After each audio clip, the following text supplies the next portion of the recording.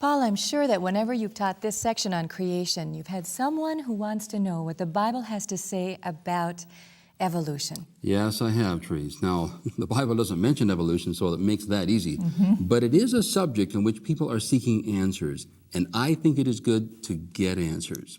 Now, fortunately, there has been an explosion of written material on the subject of creation versus evolution, and much of it is readable for the layperson. Well, and I know that the controversy between evolution and creation has been presented as a debate between religion and science.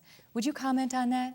Well, first of all, it's not entirely safe to designate evolution as science and creation as religion. You see, since Charles Darwin first published the theory in 1859, classic Darwinism has been largely replaced by neo-Darwinism and punctuated equilibrium. And these theories differ greatly from each other. No agreed-upon scientific body of facts exists that explains origins. Now, on the other hand, to put creation wholly in the religion category is not correct either. You see, a significant community of scientists has concluded that this complex universe could only exist if there was a designer, such as God, or a team of designers. Well, obviously this is something to study out. And there are many good resources written by scientists, experts in their fields, that address these issues. Paul, one of the most common objections I've heard to the creation account is that the Earth's age appears very old, but the Bible does not allow for vast spans of time. Would you comment on that? Yes. Now, it is true that scientists have developed numerous astronomical, solar, biological, terrestrial clock models to measure the age of the universe.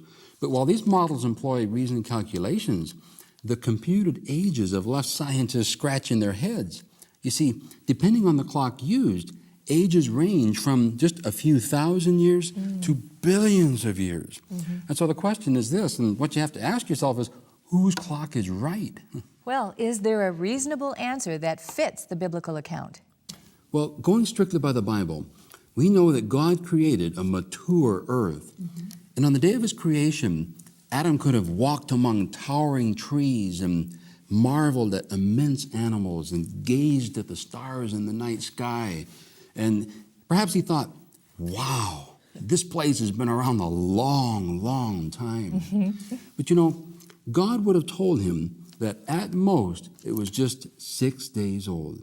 He had created the whole universe in a fully functioning state. Now, scientists, in looking back, try to determine the past by what they observed, just like Adam. The Bible, however, records the origins of the earth from the perspective of an eyewitness, and that's God himself. So what we have is either an eyewitness report or someone's best guess after the fact. That's right.